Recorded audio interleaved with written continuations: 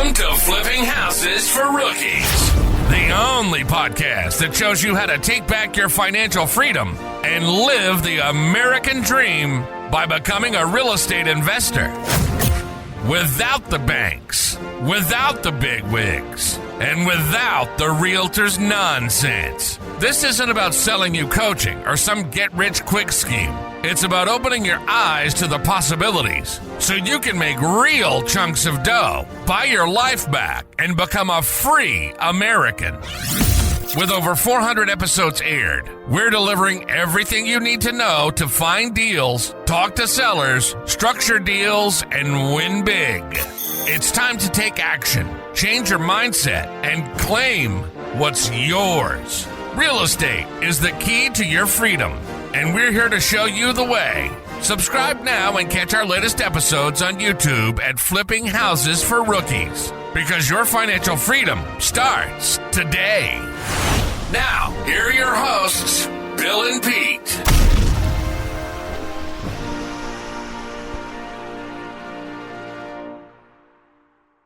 All right, here we are at another episode of Flipping Houses for Rookies. Good morning, Peter. Hey, Bill. Good and day, hello, Peter, everybody. I should say. Yes, here What? we go. I said What? I should say good day. Good Peter. day. Yeah. Good day. Podcast number 462. The title is New Observation in Creative Real Estate for Gargantuan Deals. Not a sexy title, but and probably not a sexy podcast. But if you're for real in the business, you're going to realize that my profoundness today will rattle you to the core. Here is the description that I wrote. Ready? Yep. Hit it. A new shocking study reveals the biggest contradiction nearly taught by today's popular experts that is holding you back. After conducting a detailed case study with hundreds of rookie creative real estate entrepreneurs, I've identified a critical psychological pattern or roadblock that separates the successful and unsuccessful with remarkable consistency. And this is not lack of knowledge. It's not about market conditions. It's not about capital. It's about something more fundamental that operates beneath your conscious awareness. Something I've never discussed in full detail publicly. So, if you're consistently watching others close massive real estate deals while you are sitting on the sidelines, then this episode is going to open the floodgates for your income. But I warn you, this episode contains a breakthrough realization that will force you to confront the invisible barriers standing between you and your first of many to come gargantuan deals. So beware, because once you hear it, you can't unhear it. Okay. I hope we don't want to unhear it. Yeah. So your microphone is still making noises. So if you could just pull it off your shirt, that would be great. That's fine. Sorry about that. Yeah, that's good. All right. So let's deal with our housekeeping things. So we record this podcast on Thursday mornings, 9:30 Eastern Standard Time, every Thursday morning for the most part, with the exception of a few holidays. And if you would like to join the podcast, you can go to, because we live stream it, you can go to Facebook, you can go to YouTube, and you can go to LinkedIn. On YouTube, it's on two places. It's either on Flipping Houses for Rookies or on Creative REI Reply, because I am a part owner of that software, or part creator of that software and owner. The other thing is I've just come out with a new book not too long ago. I'm getting raving reviews about it. It's called Leads, Deals Cash, Creative Real Estate Operators Manual. And the sub-byline, which I never say, is brand new and revealed today, how to retire early with leads, deals, and cash booster blueprints. I have just created a workbook for that book, which will be published very soon. It's ready to go. It just needs a little bit of my time to edit a few things and then get it loaded onto the Amazon platform. I am extremely busy, but in the middle of everything, I plan to be starting my own store with my materials. So I expect to see that. You expect to see that pretty soon. So you'll be able to get stuff there too. And I'll give you links. But please check it out because it is actually the only creative real estate operator's manual on the market. There is none like it. Just like the software, Creative REI Reply, we are selling it like gangbusters because anybody that watches our demo and how we use it, they realize that there is nothing like it. Just this week, we came out with our auto dialer. We actually have a virtual assistant that is sexy as hell. I don't mean like a girl or boy or anything like that. It's just really slick as shit. And it calls sellers and makes appointments. It is absolutely incredible. And it's just the beginning. Because as we train these AI tools and stuff, they just get better and better and better. So make sure you go check that stuff out. And make sure you subscribe to us and make sure you like us wherever you're watching us or listening to us. So enough with all that. I do this because we don't have commercials in the middle of the show like so many other podcasts I listen to. They just push and push and push. A few of my podcasts, they really push. They sell their own products and they really push. But we don't do that here. I probably should, but I don't. So that's why I do this in the beginning of the podcast. So anyways, Pete, today I want to concentrate on the ingredients of the success type personality. Mm-hmm. Right? Now, you would think they don't need to listen to this. Who? The people with the personality? You would think that that's a special characteristic that only some people have, a successful personality type. Mm-hmm. But I will tell you from vast experience, and I'm going to cover this for the next 60 minutes, from vast experience, we all have success. We all know how to have success. We all can have anything we want in this world because we all are built and wired the same exact way. The difference is the other side of us. The side that keeps us back, our subconscious mind, all the things that we're not aware of that are happening to us that we don't even think about. Right? Yeah. I just, what is the name of the book? I think it's Outsmarting the Devil. Outwitting. I'm sorry. I can't say Outwitting. Outwitting the Devil from Napoleon Hill is a great book about this. Yeah. It's absolutely one of the best books. He wrote it 75 years ago, and because of his religious beliefs and the way the world was when he wrote it, he didn't publish it. And it took him and his children passing away before somebody would publish it. Yep. Because it's radical, but it is absolutely one of the best books I've ever read in my life. Yeah, I'm in the middle of it. He takes shots at almost everything. Yeah. That's supposed to be really good for us. Like, no. Yeah. Oh boy. So the reason why we need to do this today is because after studying hundreds of my students, I found a very peculiar phenomenon that I'm going to call the Jekyll and Hyde personality.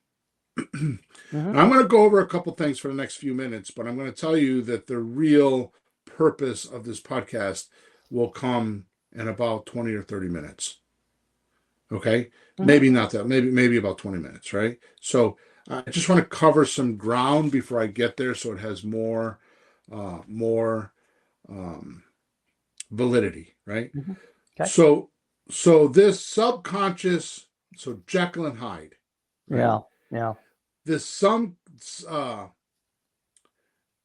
subconscious personality exhibits dual qualities of alternating between good and bad behavior.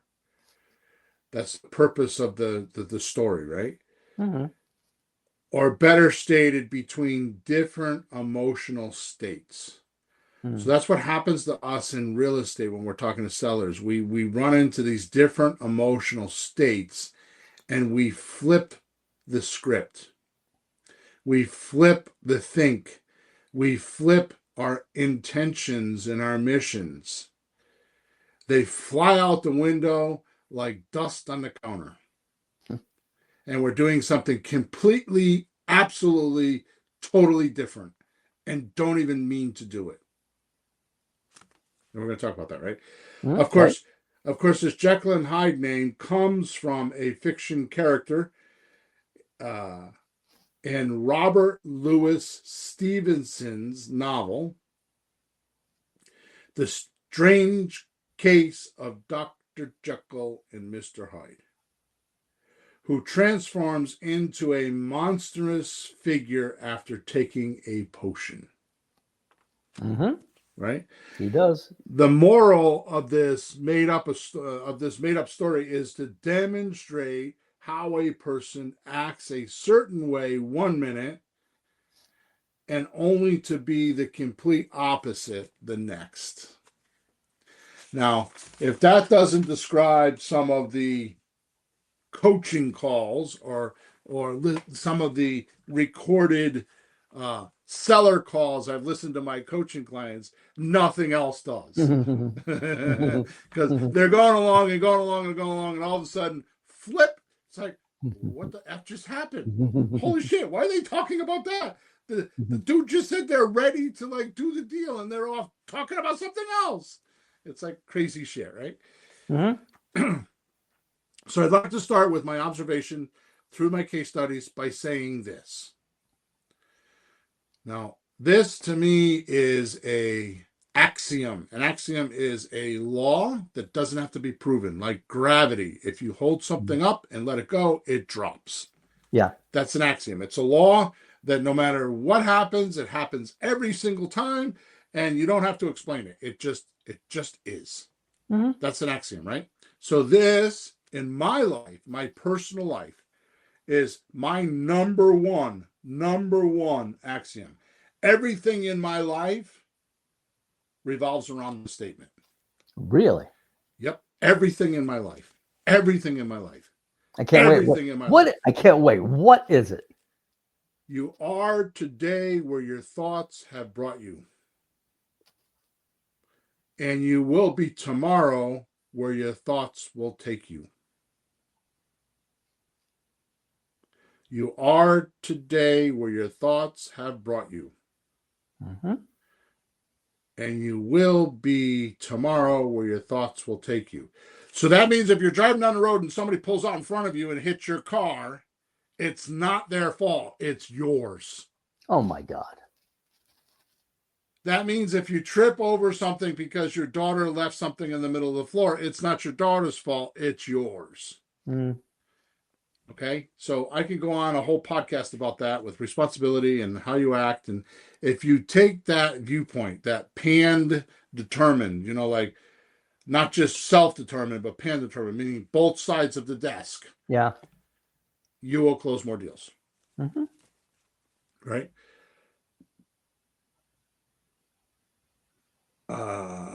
I talk about this for a very specific reason today. This happens more than I care to speak of in every creative real estate transaction. These ups and downs. Every creative real estate transaction has ups and downs. Every single transaction.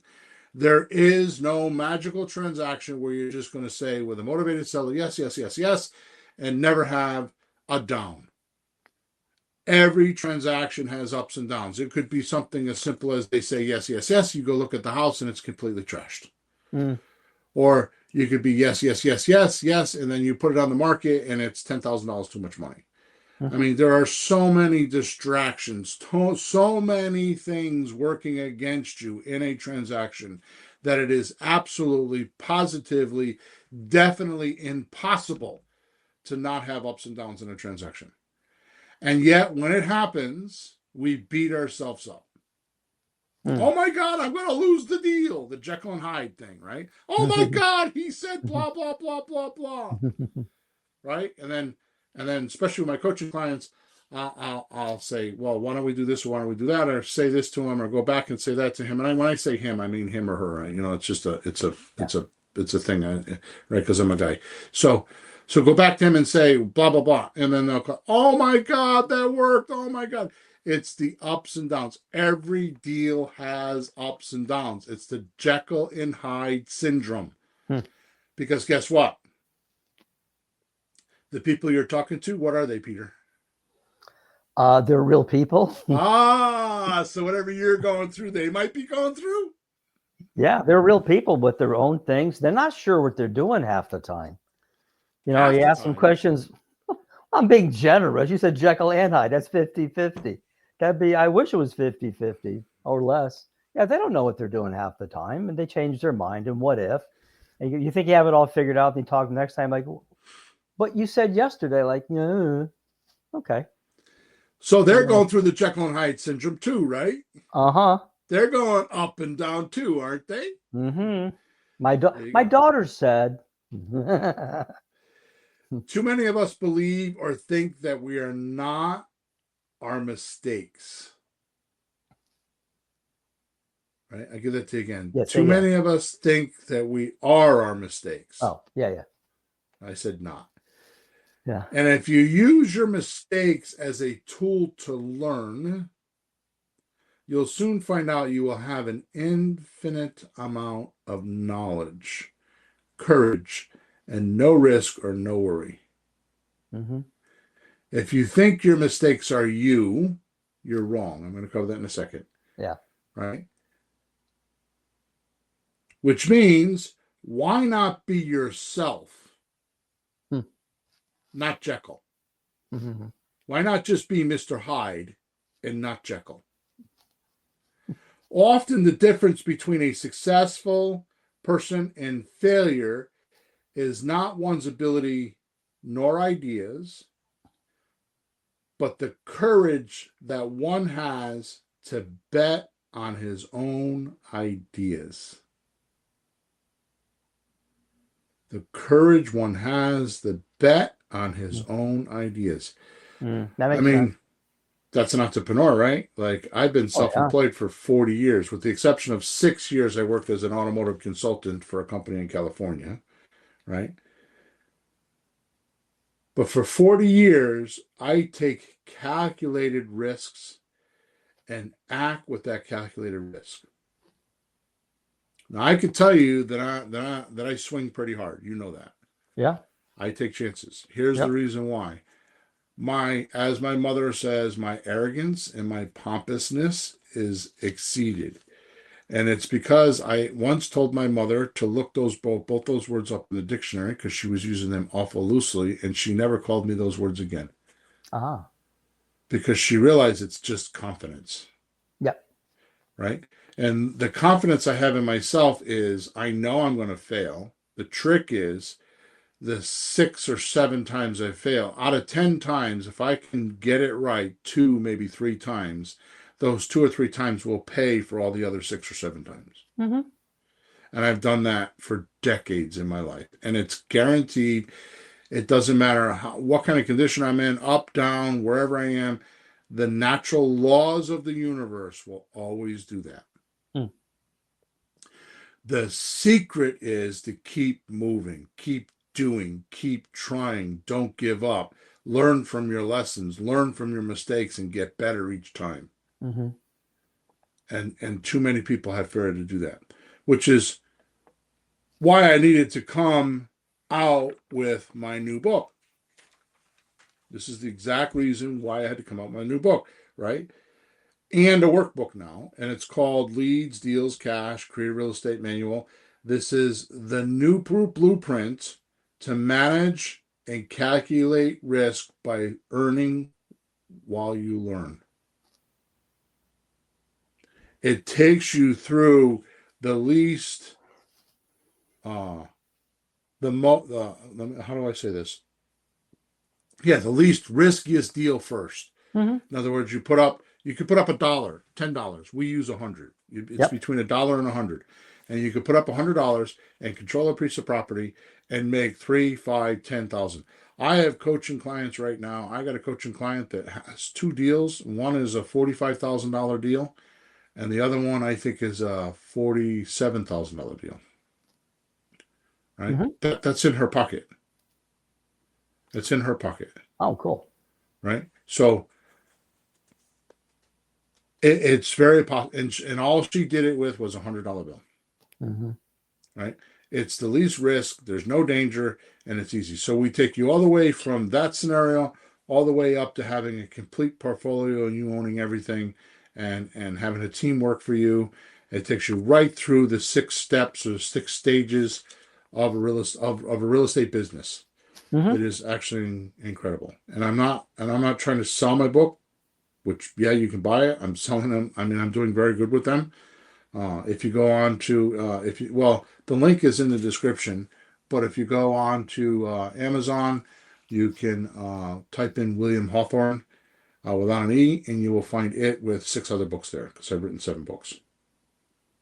All right, so we often think of courage in terms of heroic deeds on the battlefield, in a shipwreck or during a crisis. That's what we figure a heroic deed is.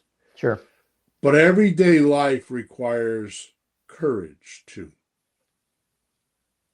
Right? So my grandson turns a year old in a month. Actually, a month from tomorrow, July 6th. That little bastard wants to walk so bad. He stands and he jumps. He goes up and down, right? Trying to get his body to move.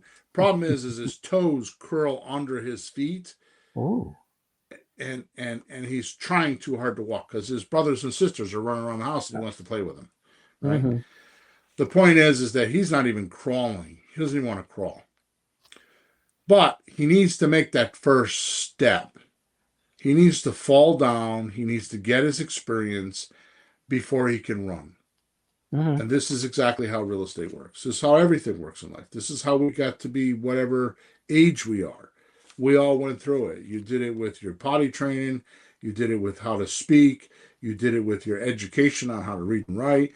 You did it with your sexual relationships. You did it with everything in life is about that. Right? Sure. And we often think of courage in terms of heroic deeds. But these heroic deeds could be as simple as taking your first step. Because for my grandson, that's a heroic deed. Sure. Right? So, anything you want to add? Because I'm doing a lot of talking today. You're doing okay. Am I right? No, you do. I just think it's funny. You're talking about that, the risk and all that. It's funny to talk to a seller and show them one of our great, lease option, rent to own deals, where they'll make $98,000, $140,000 more in a few years doing this. And they go, yeah, but what if? Dude, it's $140,000 more. Do you expect that just a check in your hand with nothing on your part? You got to do something to earn it. A little bit of skin in the game, a little bit of worry. Something happens, fix it and move on. You can't just give me, just hold your hand out and it's just stuck there for you. It doesn't work that way. Yeah, so what you're saying is not everybody needs money. The situation is not money. And I'm going to cover that pretty soon. I'm going to cover that in the next couple minutes because we're almost into our 20 minutes. Okay, so standing still. Standing still. Failure to act causes people who are faced with a problem or a perceived problem, because it doesn't have to be a problem. You just have to think it's a problem. Sure. To become nervous, to feel trapped. And this almost brings on a host of physical symptoms.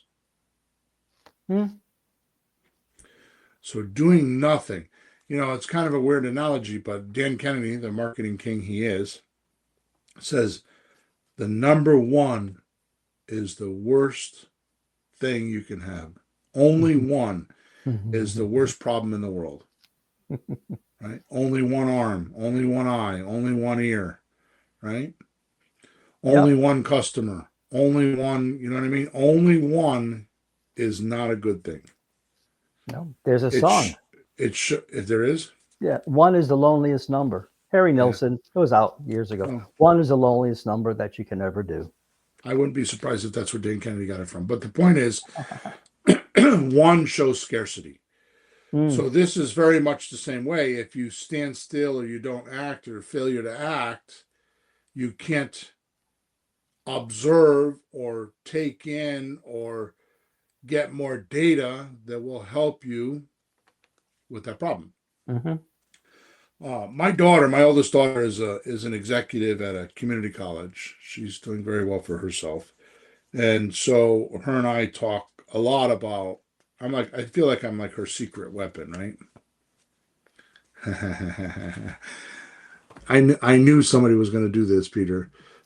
What did you said only one wife? Question mark. That's about the only place it works, John. Is only one wife. Actually, I've had two, and I'm divorced. So I was thinking that as I was saying it, it was like only one wife? Question mark. Anyways, so she'll call me and she'll have some crisis going on, and I'll always tell her, Jesse, do you feel like you have all the information? You have all the data? Because it sounds like blah, blah, blah, blah, blah. And sure enough, Peter, every single time, she'll come back a few days later, I found out this, I found out that, and it resolves. Yeah. Right? So when you stand still and don't move, you can't gather information. You can't. That makes sense. You can't evaluate how things are. And the other thing is, and this, I'm way off cancer here, but the other thing is that I have noticed, especially in renovations, what people observe and what you observe is always going to be different. So whenever I have a problem on a job site, I go out to the job site and I look at it myself. And 99.9% of the time, it's not as bad as I was told. Or there's another solution right there, so obvious that it could have slapped somebody else in the face. Sure. It's always that way, right? So we need to learn that our small successes are stepping stones for greater successes. And a graduated series of successful experiences, right? Again, this is exactly what what my new book talks about is the gradual successes that you need to get before you can get on to being a professional, right? I always say that the definition of success is doing more right things than wrong things, right? So you need to figure out what those are, right?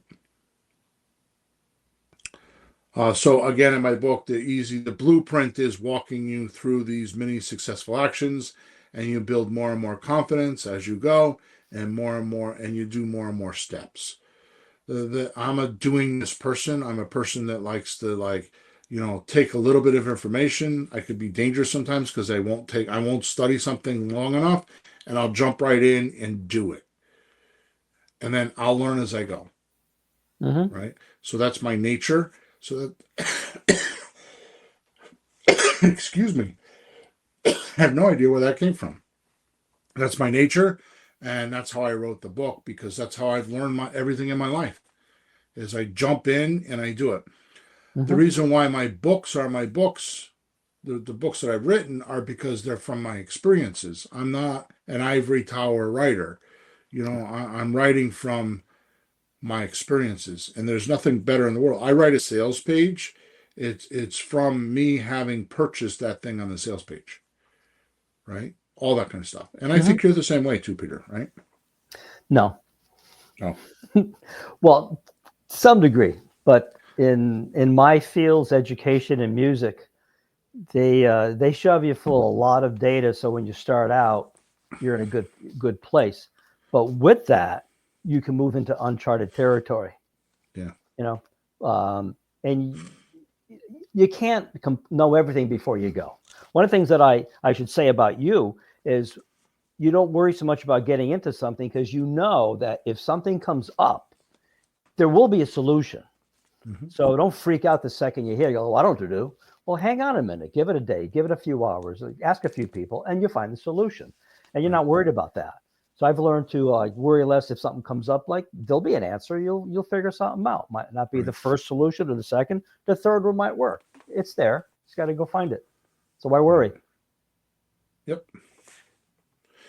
The easiest thing in the world to do with real estate, like I had a support tick yesterday. They're talking about a subject to property on an $800,000 piece of property. So they're like, blah, blah, blah, blah, blah.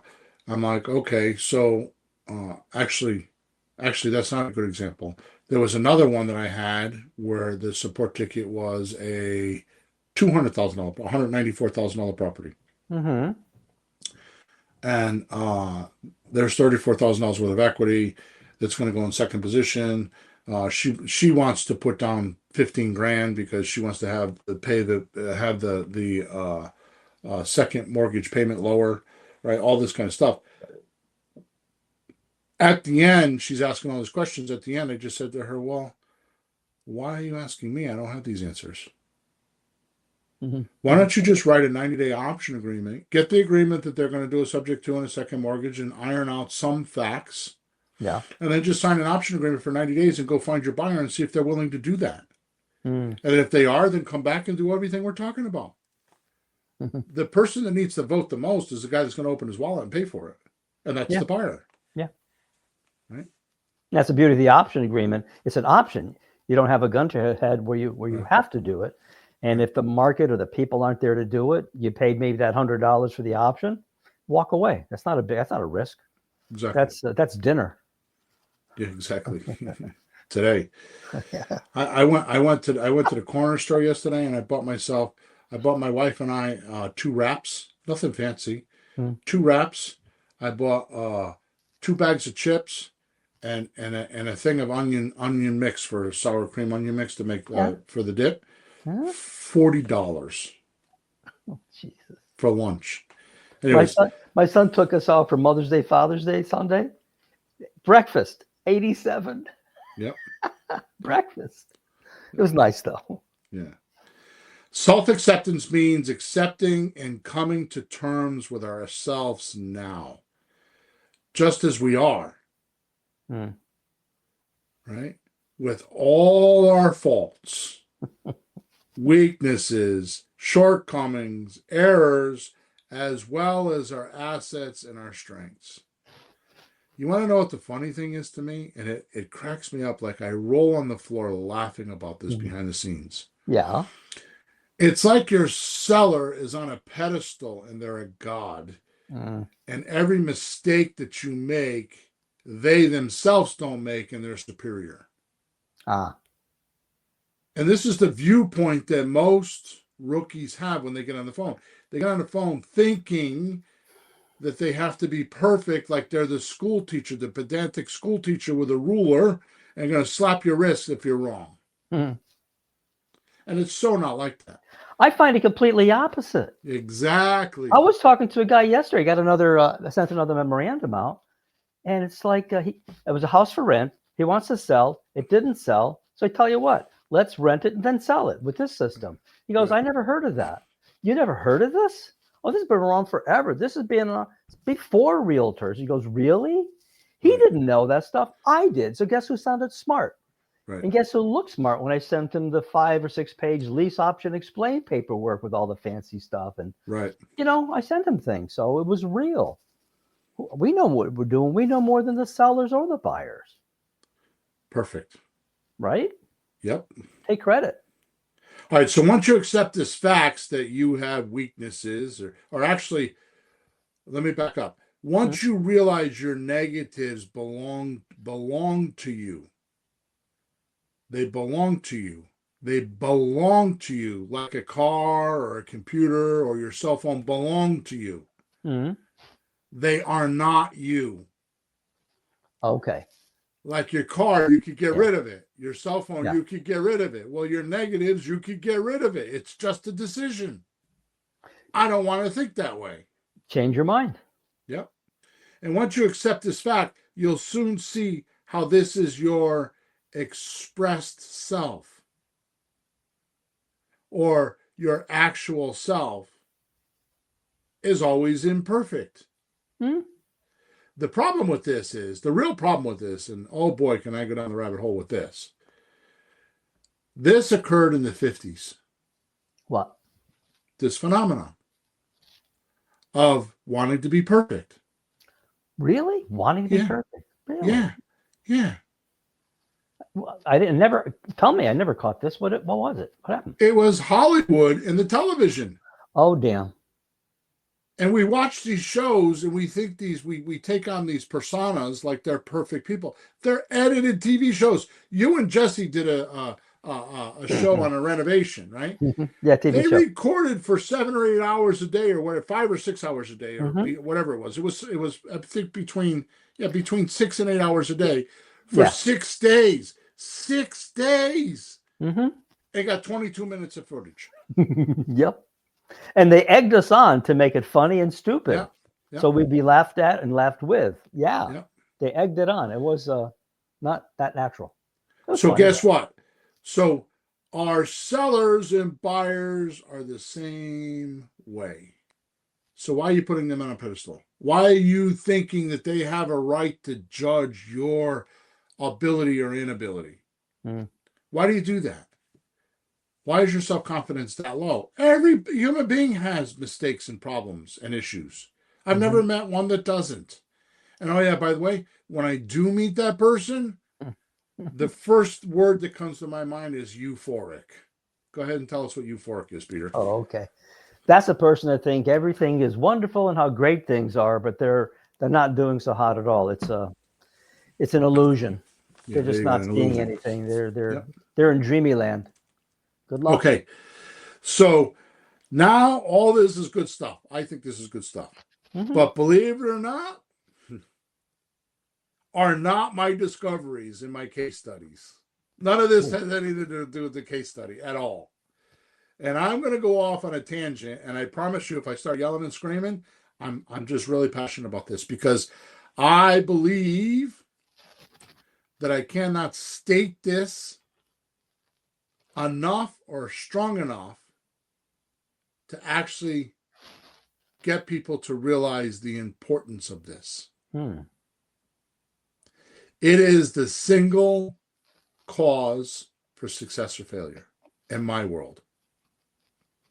Okay? Wow. So everything I just talked about are the symptoms of the disease, right? You have to fix your mic, please. We have to do something about that because it's just annoying. Thank you. So the symptom of the disease, right? And the disease I have found out with about 83% of all creative real estate entrepreneurs is out intention. This is the Jekyll and Hyde.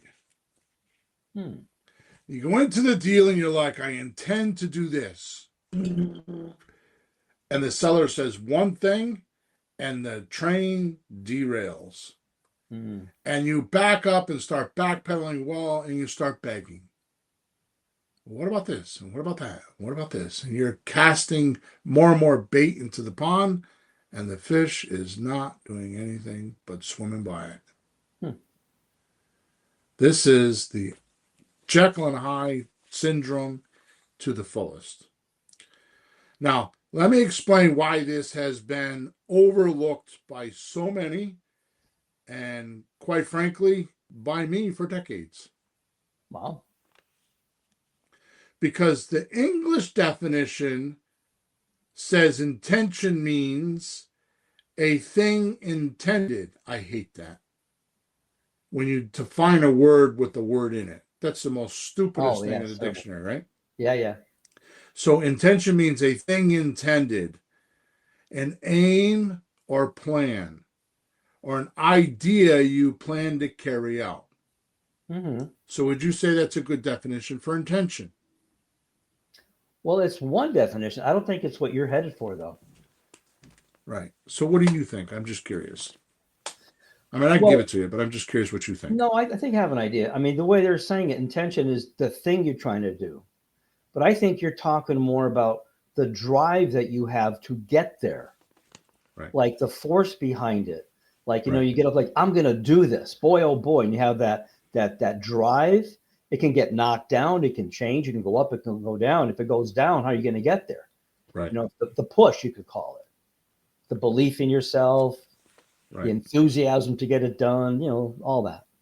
Yep. That's what I think you're talking about. Yep. Well, not understanding what you just said, and it's even easier than that. Not understanding led me astray. This led me astray for more than I want to even confess. And it's taken me 20 years of coaching people to realize this simplicity.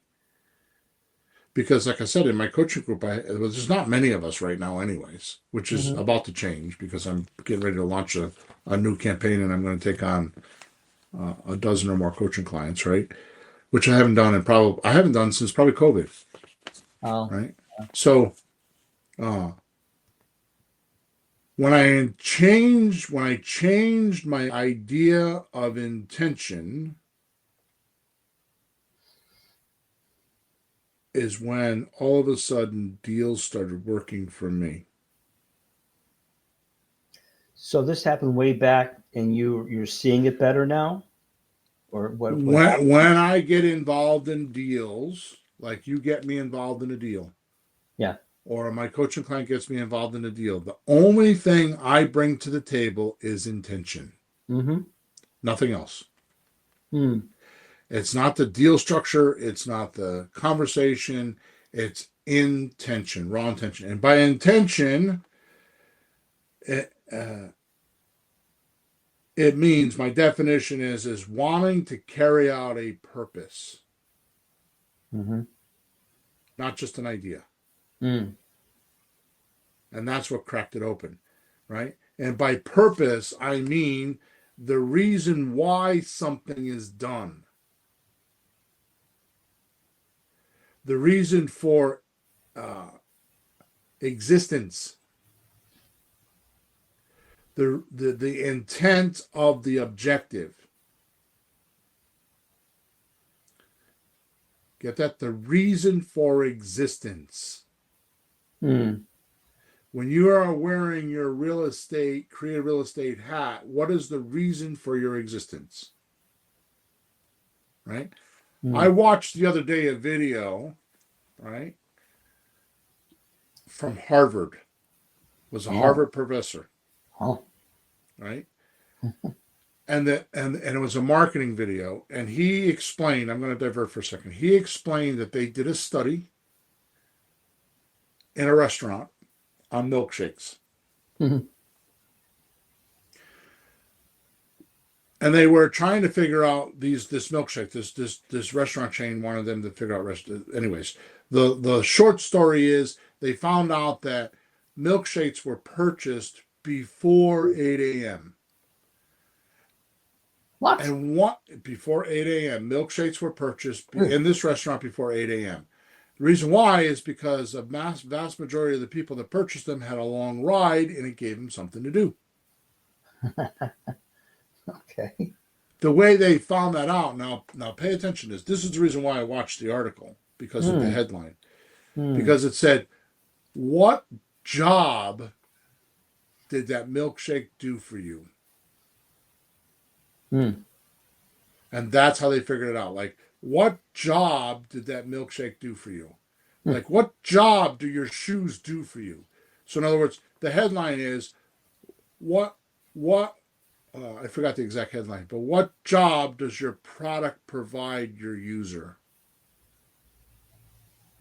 Like with you, what job does your music lessons handle for your customers? Right? You're going to hire somebody, to clean your house. Yeah. Well, the end result is a clean house.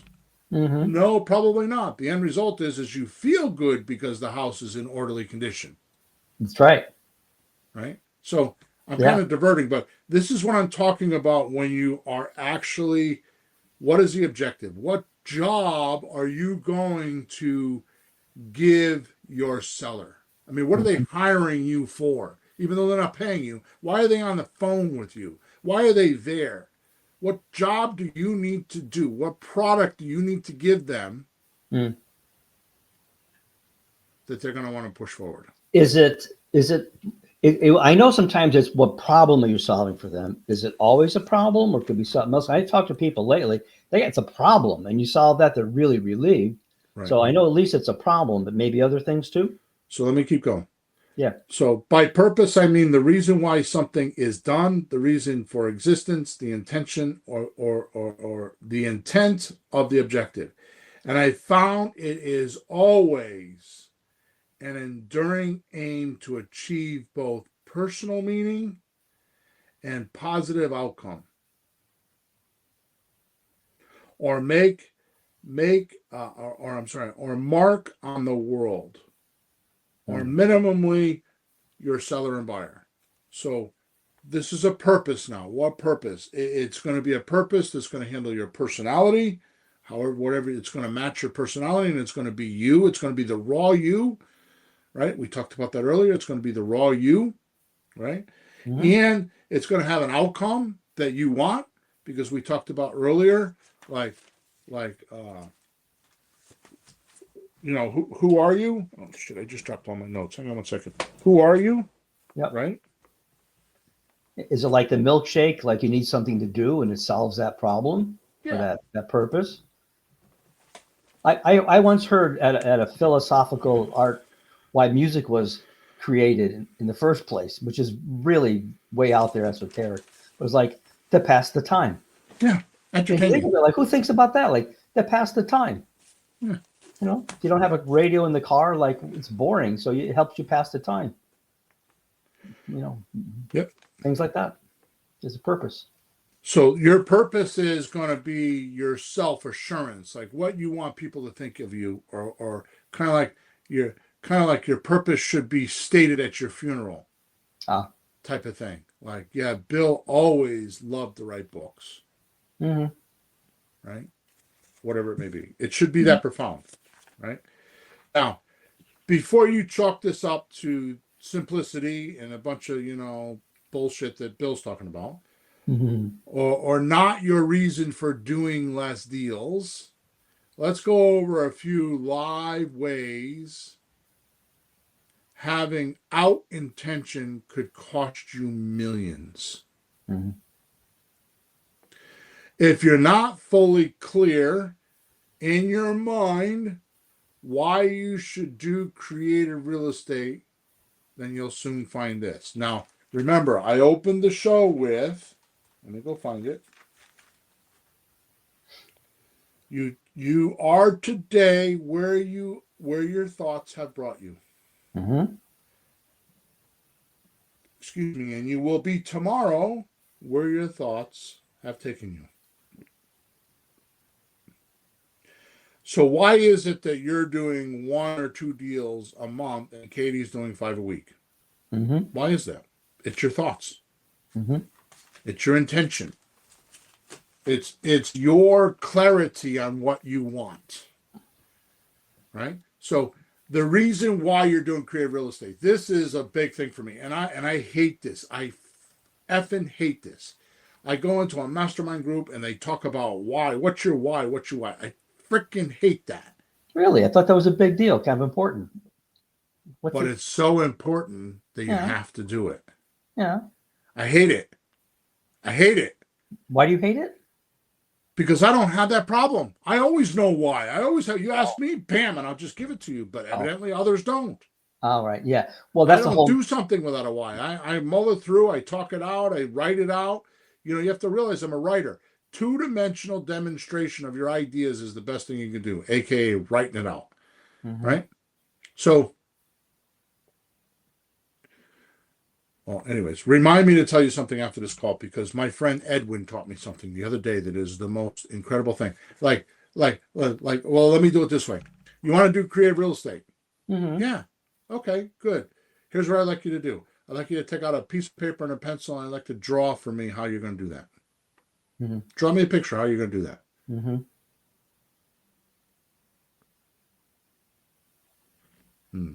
Mm-hmm.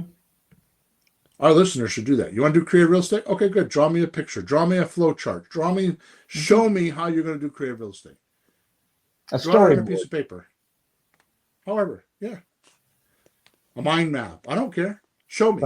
Bunch of diagrams. 1, 2, 3, 4. And you will realize that your thoughts are scattered. Your ideas are concepts. They're not doable actions. They're not strategies. Right? Anyways, let's get back. So you're fully clear in your mind why you should do creative real estate. Right? So number one, if you're doing real estate to make money as your purpose, it's not deep enough. What you need to ask is, what will the money give you? What type of lifestyle would you live if you had enough money? Right?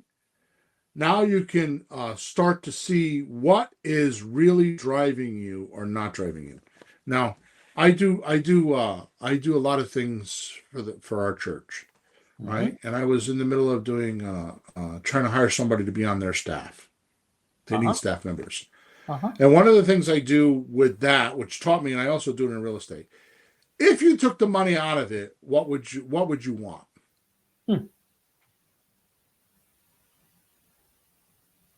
So if you took money out of wanting to do real estate, what would you want? I ask you to do this drill. Because you've told me many times you're doing it for the money because you'd rather go do your music. That's what you really want to do. Right? I don't know if that's still the case, but too many people are in it for the greed, and the greed doesn't stick. Money doesn't stick. Money is not a purpose. Time is not a purpose. I'm talking about passionate purpose, the reason why. And if you have money as the purpose, your intentions will not be clean, and it will show up in a dirty cycle with your seller. They'll pick up on it, and you won't close. Because greed glands will come out. Because they think that you're making money off of the backs of them. My friend Steve, the one that I smoke cigars with. Yeah. He hates realtors. Hates realtors with a passion. Okay. Right? Yeah. Because he says they're using somebody else's money. They don't have their own money. They're using somebody else's money. And I say, oh, really? You got a credit line? I know he does. Yeah. Yeah. Well, you're using somebody else's money to make money because because your jobs pay you, 3 months out, and you start a job. So for 3 months, you need to run your business, right? Until you can get paid. So you see what I mean? It's strange. Yeah. Money is not the reason. Money is not the why. It can't be. It's too shallow. Right?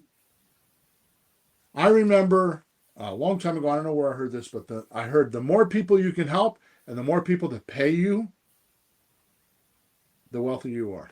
That's why real estate's so great, because you could work once and get people to pay you monthly every single month. I've got properties, I've had people in them for 20 years. I mean, I still don't own that property. It ended up getting stolen from my partner. But I still go by that house.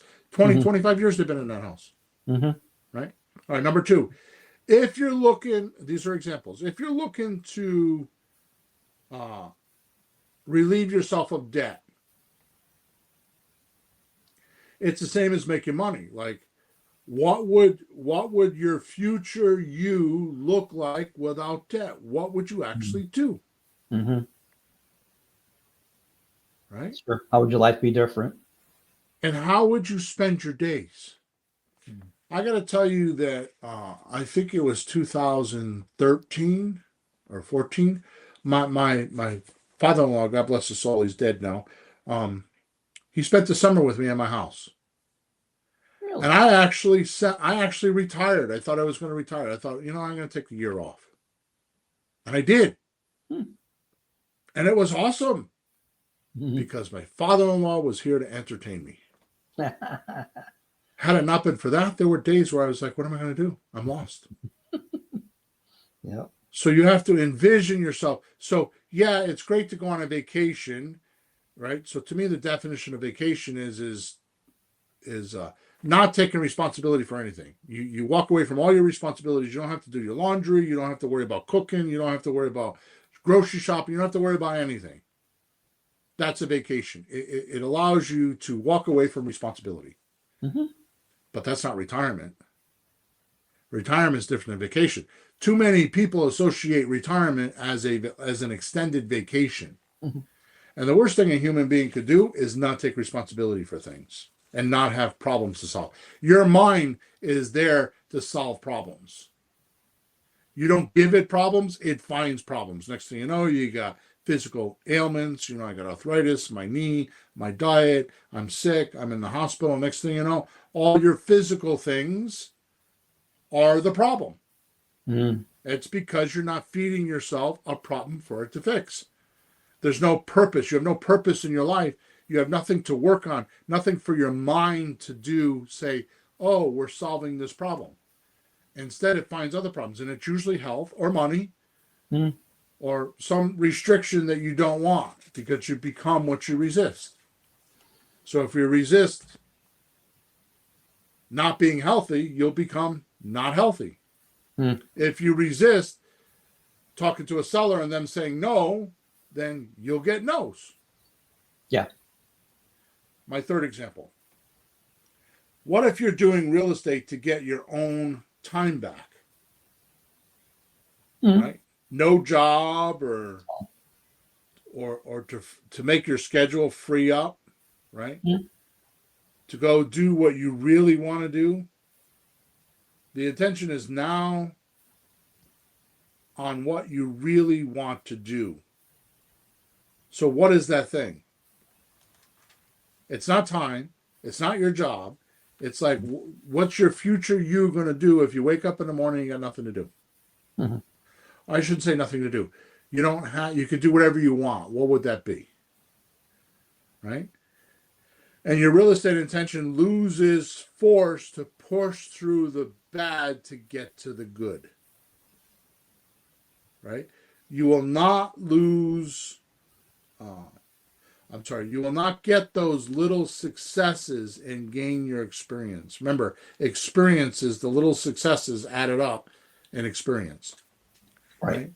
So if you don't have a purpose, a mission, a reason for doing real estate that's deep, you'll make less deals. Now we talk about Katie in the coaching group, right? Her purpose is she's a single mom. She lives on a ranch, 300 acres, and a beautiful house. She's got 4 kids. She self-teaches them. She wants to raise her kids in a better way. And she wants real estate to sustain that lifestyle for her. That's a good mission. That's a good reason. So when she's talking to a seller, she's coming from that stance. She's actually helping them as if she would want to be helped and telling them how she's making money. And she's crushing it. Because her intention is pure. Right? So the big kick in the ass about this is communication is swapping ideas with another human. And if the other human can completely see your own mental image picture perfectly, you've communicated. If they could see it exactly the way you're seeing it, that's a perfect communication. Yep. Right? But you must also realize that you need other human beings' attention to describe your idea to. You have to have somebody else's attention. Right? Yep. And once you have their attention, your intention to get them to understand you and completely duplicate that picture is a huge part of the communication formula. So if your intention is off, or your mental image picture you're looking at is all about how to get the price, well, I'm going to cover that in a minute, all about getting the price lower so you could make more money, that intention is going to come across dirty. Mm-hmm. Yep. Right? Yep. If you're passionate about your mission in life that real estate can help you with, and be able to communicate that to others, then you don't have out intention. It's sincere. It's pure honesty. It's revealing who you really are. It's allowing you to be Mr. Hyde, not Jekyll. Right? Look, to be completely, extremely simple, when I made the decision in my life based on be, do, have, here's what happened. I used to be an investor doing real estate so I can have a lot of money. That didn't work for me. My intention was out. Because that's what most people want to be. They want to be a full-time investor that could do deals so they can have a lot of money. Mm-hmm. That's the common thing everybody wants. Yeah. And they don't succeed. Why is that? Because the intention's wrong. See, when I changed that I wanted to be helpful doing real estate and helping sellers and buyers get what they want, I would have plenty. Right? My intention is now sincere. I could take my mission statement, put it on the other side of the table, and let the seller or the buyer read it, look at it, or hear it, and say, yeah, I do that. Because I am being a helpful person, communicating to them with my ideas, getting them out of their head, getting away from that scarcity mentality they have, that one idea, and I'm giving them other ideas, and I'm sharing with them my experience of my deals and my books I've read and my videos I've watched and the courses I've taken. Just like you said earlier, I'm helping them by sharing those ideas with them so they can come to their own conclusion. Right? Mm-hmm. Jim Camp says in his book, No, vision is decision. Mm-hmm. That's what I'm doing, is I'm helping them sort through it, asking questions so they could get their own mental image pictures, their own mission, their own idea, their own intention on how they could do this deal. So when I changed my philosophy of I'm going to help as many people as I can doing real estate so they can have what they want, I always get what I want. Right? See, when you have a good, honest purpose, you can raise the intention of pushing that purpose and getting others to help you hit your goals. Your goals are pure now. It's not like, oh, Peter, let's you and I do a transaction so I can get the lowest price possible and make the most amount of money possible when I sell it. And when I go to my buyer, I'm going to be like, oh, Peter, why don't you buy my house from me for the highest number possible so I can make more money? Mm-hmm. Because money's not the issue. Right? Instead of, you know what, Peter, I want to help you get what you want in your life with this house. Because my job is to talk to enough people to help them so that I make my money and get what I want in my lifestyle. Mm-hmm. Whole different flow. See what I mean? Sure. When you said it just about a minute or two ago, I saw the difference of if you have that pure intention and you tell somebody that, fine. Imagine having I just want to make a bunch of money. So why are you doing this? Oh, I want to make a bunch of money. That's a horrible thing to tell somebody. You can't tell them that. So you're holding that back. Right.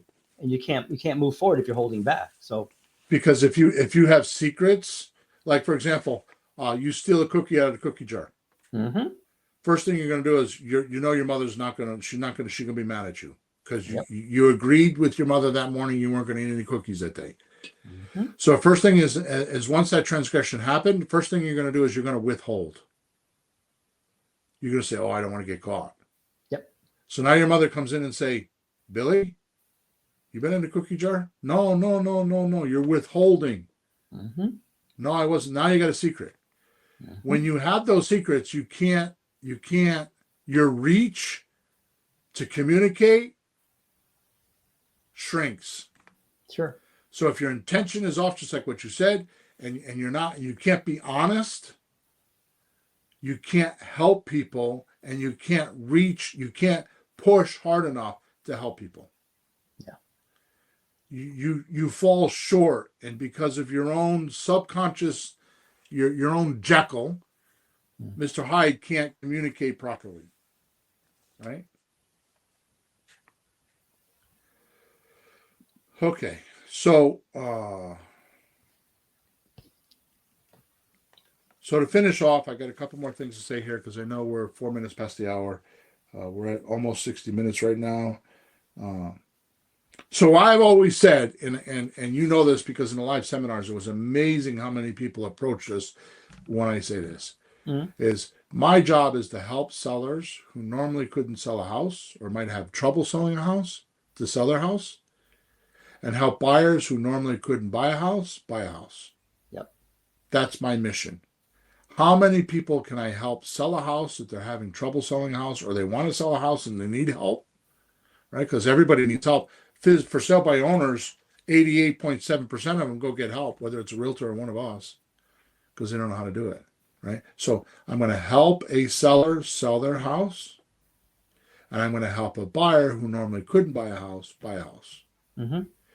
I could tell that to anybody, and they'll be like, I can't tell you how many times I told that to sellers. It's like what I do, my specialty is to help buyers who can't get a bank mortgage to get in a house, and we do a lease option with them or owner financing with them so that they can purchase a house they normally wouldn't buy. And you know how many? I bet you 35 to 40% of them say, I'll do that.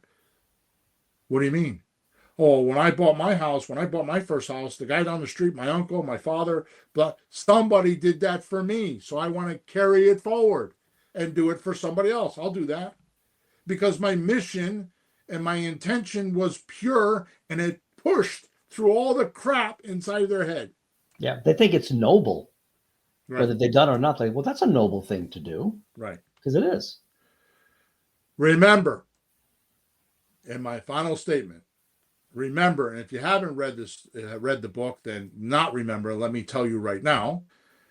Grant Cardone said in his book, Sold or Be Sold, either the seller sold you on their ideas, or you sold them on your ideas. Mm-hmm. So if you get off the phone and you haven't closed a seller on your ideas, like, yeah, this is the best possible thing. Like you're talking about doing a slot deal, we could pay up to 35% over market value for a slot deal. 35% on a $300,000 house, you get them $394,000. You get them $94,000 to wait 36 months to get paid.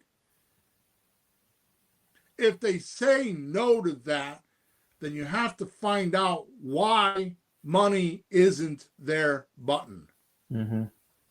What is causing them to sell this house? Because it's not money. You just gave them an extra $94,000. What happened? Why did they say no?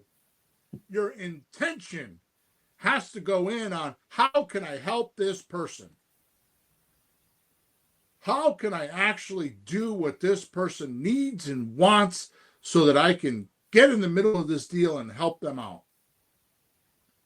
Because I'm going to tell you right now, the best customer you have is karma. The more you help people, the more karma you get, the more deals that will fall in your lap. I can't tell you how many times I'll help somebody and I'll be in a house, or I'll be talking to a seller, and I'm just like giving them data for free and just helping them. And then next week, somebody calls me up and says, hey, Bill, my uncle wants to sell a house, wants to talk to you. It's just karma. Mm-hmm. Because my intention, my mission, my purpose are in alignment. I just want to help someone, and I have no qualms on getting in somebody's universe, penetrating that social veneer, that party mode. Oh yeah, everything's great. Like we said, euphoric. Yeah. And penetrating that social veneer, which is a very thin layer, and getting in there and asking them the personal questions. Like, Peter, how much a year do you make? Peter, how many times a week do you have sex? Peter, why do you think you're fat? These are, and I'm just giving examples. I never ask those questions, but those are penetrating the social veneer and getting down to the real person, not all the fake shit, not all the stuff he wants you to think he is or she is. You're getting down to the core of what you can do to help. And that is full intention. It's not out intention. And people are not doing that enough in their deals. And the salespeople that are trying to fake it to make it and trying to read the scripts, and they don't have figured out the reason why they're doing creative real estate. They don't have their mission figured out. They don't have their lifestyle or what it's going to give them in life figured out. And they don't understand the true value of why they're doing what they're doing. They don't understand the true value of helping someone. They think it's just about money. And money is a byproduct. Money's paper. Money is paper backed by confidence. And the confidence is, if I have $100, if I trade my car, the only thing I have to get back and forth to work for $100, I know I can take that 100 and go buy a motorcycle. Confidence that I can use that $100 bill anywhere I go. That's the confidence that everybody will take it. Even out of the country, people will take it. Mm-hmm. So it's paper backed by confidence. So how do you get money? Have confidence. Yep. And push a pro-survival purpose, which is helping people with their real estate transactions, honest to goodness help. And I'm on a rant right now. The last thing I want to say is every human being on planet Earth has betrayed help. Somebody has tried to help them and they got betrayed. Mm-hmm. And all your seller is trying to do is to see if you're really, because they don't believe you're really going to try to help them. They think they're going to get betrayed. And the only way you can get through that is when your words match your actions. Mm-hmm. And if they do that enough, 2 or 3 times, they realize your word match your actions, they will trust you, and they'll believe that you're not going to betray them with help, and you will get a deal. And all of that comes down to your intention of your ideas, what you're going to think today, and what you're going to think tomorrow.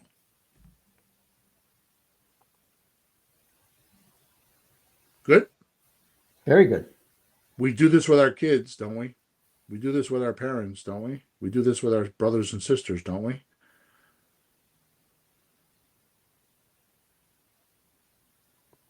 Right? You could do it with your seller. Mm-hmm. All right, so make sure you subscribe to us wherever you're listening to us. Make sure you like us wherever you're listening to us. Make sure you go to Amazon, type in William Hawthorne, and find my book, Leads, Deals, Cash, Creative Real Estate Operator's Manual. You will frickin' love it because I've gotten a lot of reviews from it. Personally, in my coaching group, in Creative REI Replay, in my other coaching groups that I coach with. It is the fastest and simplest way to figure out what creative real estate is and how you can do it with no risk. And it's the book. And soon I'll have the workbook out so you can grab that as well. Make sure you tune into us next Thursday at 9:30 a.m. Eastern Standard Time for podcast number 463. And in the meantime, flourish and prosper. And thanks for your attention to listen to my intention. Have a good week. Over and out. This has been Flipping Houses for Rookies. The American Dream. What is it? It's called financial freedom. And with real estate, you'll have it. Without the banks, without the bigwigs, and without the realtors' nonsense. Bill and Pete are two real estate investors with 30 years plus of experience, hundreds of deals under their belts, and a mission to change the way you think about creative real estate. Do be sure to like, rate, and review the show. And after that, hit up our YouTube channel at Flipping Houses for Rookies/streams. We'll be back soon, and see you then on Flipping Houses for Rookies.